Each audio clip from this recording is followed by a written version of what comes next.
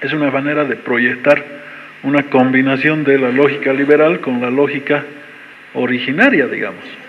Esto en doctrina constitucional se denomina democracia consociacional, es decir, hay una suerte de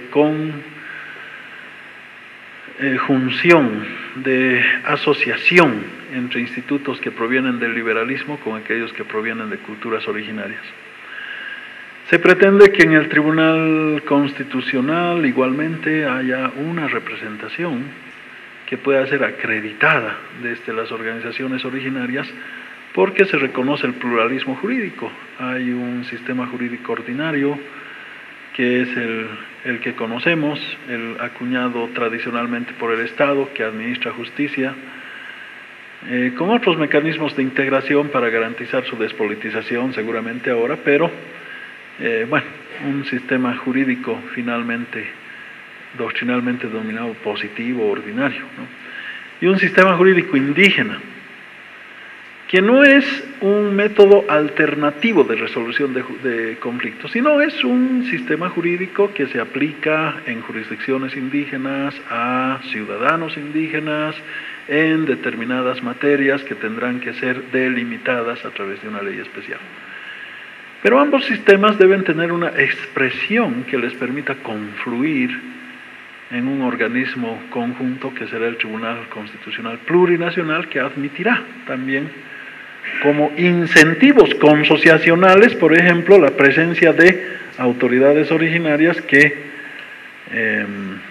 si bien tengan que cumplir determinados requisitos técnicos generales, tendrán una puntuación favorable en la calificación si es que han cumplido tareas ligadas a la administración de justicia originaria. Entonces así se va logrando, diríamos, reflejar en la estructura jurisdiccional también los sistemas jurídicos distintos. Ese es un nuevo diseño funcional que luego tiene varias otras expresiones, ¿no? En el orden nacional, subnacional, en fin.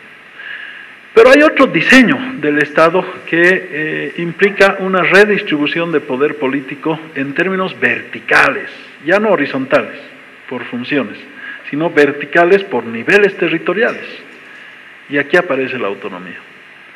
Es decir, el Estado desde el centro transfiere funciones a niveles territoriales subnacionales. Si le transfiere funciones solamente administrativas, estamos en presencia de una descentralización administrativa.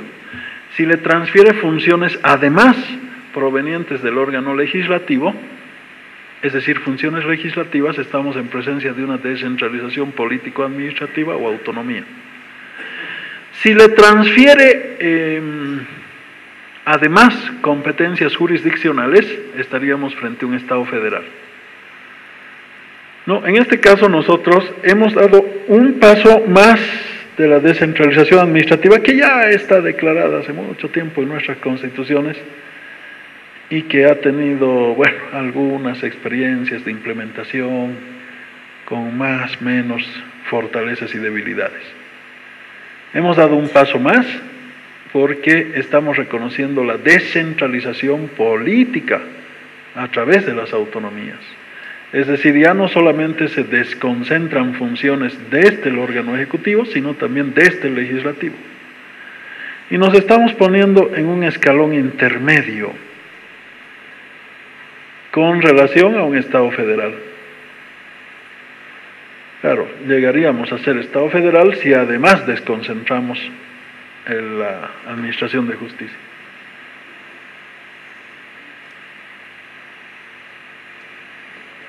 Hay dos interpretaciones doctrinales sobre la autonomía. Unos dicen, es descentralización político-administrativa en los términos que les he señalado. Otros dicen, es el reconocimiento del autogobierno a comunidades vivas preexistentes al Estado. Y en realidad con ambas teorías hemos trabajado en el texto constitucional. Como comunidades vivas preexistentes que necesitan su autogobierno para gestionar sus asuntos colectivos, hemos incorporado este concepto para proyectar la autonomía indígena, y como descentralización político-administrativa hemos trabajado la autonomía departamental, municipal y regional. ¿Cuál es la diferencia entre una y otra? En el primer caso, el primer razonamiento doctrinal conduce al reconocimiento de derechos históricos, porque si estamos reconociendo que habían unas comunidades que preexistían al Estado, bueno, no solo al Estado republicano, ¿no?, sino al Estado colonial español, ¿no? Entonces, si estamos reconociendo que preexistían esas comunidades al Estado, estamos reconociendo que tienen derechos históricos. ¿Y cuáles son sus derechos históricos? La posibilidad de reconstituir, reconfigurar sus entidades políticas a través de la autonomía, con una base jurisdiccional territorial, ¿no?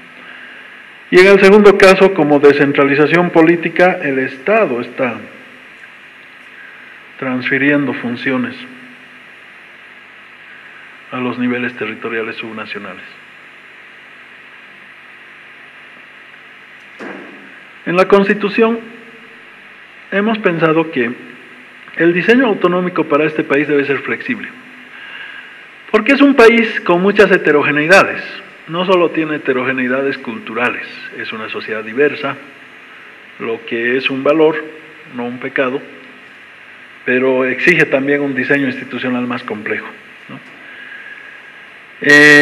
Sino además de sus diferencias culturales, tiene heterogeneidades económicas y tiene grandes heterogeneidades geográficas. Vean ustedes, de la heterogeneidad cultural no voy a hablar, ya está muy clara. De la heterogeneidad económica, solamente les doy un dato. Nuestra población económicamente activa más o menos oscila entre un 81 a 83% de población económicamente activa ligada directamente a actividades terciarias, ¿no?, a sistemas económicos mercantil simples o sistemas económicos tradicional comunitarios en las áreas rurales.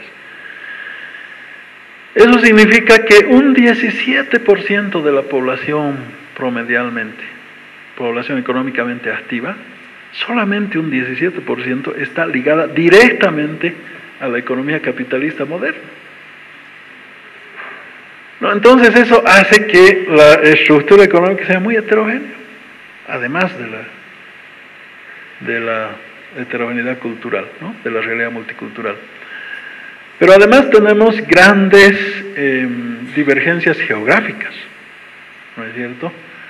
Unas determinadas regiones o espacios geográficos que concentran importantes recursos económicos, recursos naturales, 80% de las reservas gasíferas en el Chaco. Bueno, esto geopolíticamente es desequilibrante, ¿no?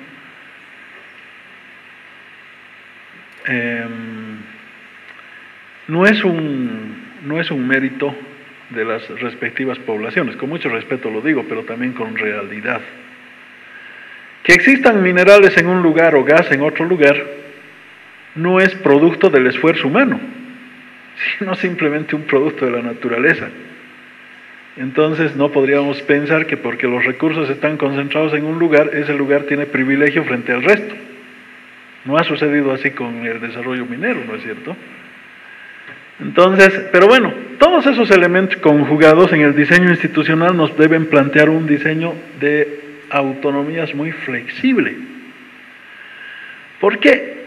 Porque una autonomía que doctrinal, teóricamente se denominaría simétrica, de simetría estructural, de simetría institucional, es decir, uniforme, homogénea, ¿no es cierto?, sería aplicable para un país que es muy homogéneo. Pero para un país heterogéneo, en distintos órdenes, el diseño institucional tiene que ser más bien asimétrico. Pues tiene que combinar simetría con asimetría. Es decir, tiene que tener uniformidades para algunas cosas y tiene que respetar especificidades para otras cosas. Por eso, por ejemplo, la autonomía indígena no necesariamente tiene el mismo alcance, la misma naturaleza, las mismas competencias que las otras autonomías. En la autonomía indígena es justo que reconozcamos la jurisdicción indígena, porque es parte de su realidad colectiva, diferenciada organizativamente o civilizatoriamente. Pero no por eso podríamos reconocer potestades para administrar justicia a la autonomía departamental de Santa Cruz, como reivindican en su estatuto autonómico, ¿no? En su estatuto autonómico, la administración de justicia empieza en Santa Cruz y termina en Santa Cruz. Consiguientemente, ya no existe Tribunal Constitucional, ya no existe Tribunal Supremo, ya no existen organismos nacionales de administración de justicia, y eso es federalismo, ¿no? De la misma manera, es razonable que reconozcamos gestión de recursos naturales renovables en territorios colectivos indígenas. Esa no es una impostura boliviana, esa es un consenso conceptual y jurídico internacional que data desde la cumbre de Río de Janeiro del año 92, ¿no? El 92, cuando se reúnen los estados para discutir qué hacemos con todos los peligros que se nos vienen con el medio ambiente, llegan a la conclusión de que donde más protección de riquezas naturales existe es donde hay gestión por parte de pueblos indígenas, ¿no es cierto? Y eso sucede también aquí. Vean ustedes, donde hay áreas protegidas, porque hay riquezas naturales conservadas, coincide con la presencia de pueblos indígenas generalmente, ¿no? Porque los pueblos indígenas gestionan la naturaleza en armonía con la conservación, rotan en sus sistemas económicos de acuerdo a las estaciones del año, en fin, tienen una serie de técnicas para conservar el medio ambiente. Entonces, desde la cumbre de Río de Janeiro de 1992 se construye la categoría de desarrollo sostenible y se la asocia a la integración de la gestión del suelo con el bosque y la participación de las poblaciones locales, especialmente indígenas, en esa gestión para asegurar la sustentabilidad en el manejo de los recursos naturales. En nuestro país se integra jurídicamente la gestión del suelo y el bosque en la ley forestal en 1996, con la ley forestal primero y luego con la ley INRA. Y incorporamos en la Constitución como una competencia de la autonomía indígena la gestión de recursos renovables en sus jurisdicciones territoriales, en las condiciones establecidas por el Estado. No es cheque en blanco, es en las condiciones establecidas por el Estado. Si es con fines no consultivos o domésticos, no hay mucho problema.